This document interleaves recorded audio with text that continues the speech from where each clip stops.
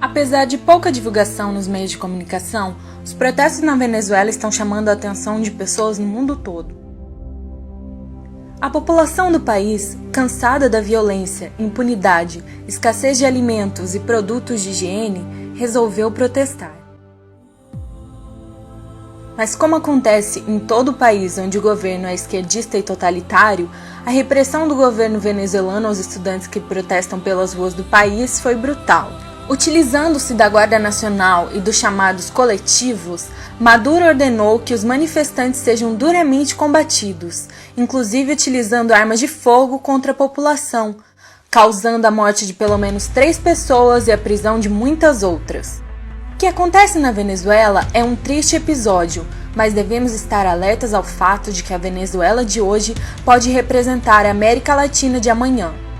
Muitas das medidas que foram implementadas na Venezuela há alguns anos estão sendo agora postas em prática no Brasil, como o controle estatal na iniciativa privada, em especial nos meios de comunicação e na internet, a tentativa de desmilitarização da polícia e o desarmamento da população, ainda que em plebiscito a maioria dos brasileiros tenha votado contra o desarmamento. Assim como a Venezuela no governo de Chávez, o Brasil está cada vez mais aproximando-se de Cuba. O mesmo programa implementado no Brasil, chamado de Mais Médicos, foi realizado na Venezuela. No entanto, os protestos na Venezuela deixam claro que supostos médicos tratavam-se na verdade de guerrilheiros terroristas treinados em Cuba. Outra semelhança é que tanto o Brasil quanto a Venezuela doam quantias gigantescas de riquezas nacionais para Cuba. A Venezuela envia diariamente 100 mil barris de petróleo para Cuba, e o governo do PT investe mais em obras cubanas do que em obras brasileiras. E por fim, uma importante coincidência entre Venezuela e o Brasil é que ambos os países possuem processos eleitorais suspeitos de fraude. As organizações dos partidos de esquerda financiam movimentos terroristas que geram caos e instabilidade social nos países da América Latina, para que depois vendam como solução a doutrina socialista. No entanto, os acontecimentos na Venezuela nos mostram que a liberdade e o socialismo são perfeitos opostos. O povo governado por ditadores, terroristas e criminosos sempre possui 2 opções: a luta pela liberdade ou a omissão. A primeira opção lhes garante autonomia individual e independência, enquanto a segunda lhes torna frios e coniventes, piores do que o próprio governo. Os cidadãos da Venezuela escolheram lutar por sua liberdade, mas os brasileiros se calam e abaixam suas cabeças de forma omissa. Em ano de eleições, nosso país vive um turbilhão de escândalos políticos. Inocentes estão sendo mortos pelos movimentos financiados por partidos de esquerda, mas os brasileiros não estão pedindo explicações do governo conivente e financiador de crimes.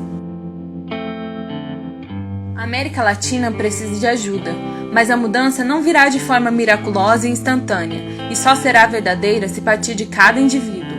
É apenas através da ação individual e combatendo a omissão que poderemos mudar a situação alarmante que se instaurou em nosso continente.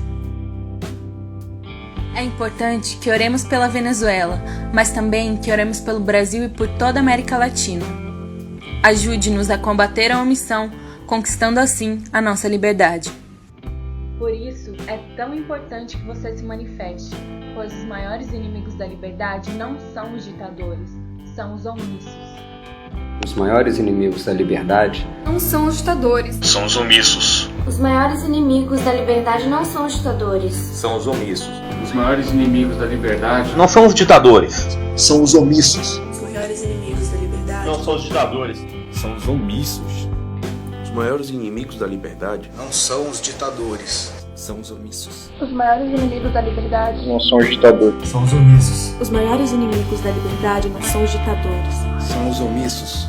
Os maiores inimigos da liberdade não são os ditadores, são os omissos. Os maiores inimigos da liberdade não são os ditadores, são os omissos. Os maiores inimigos da liberdade não são os ditadores, são os omissos.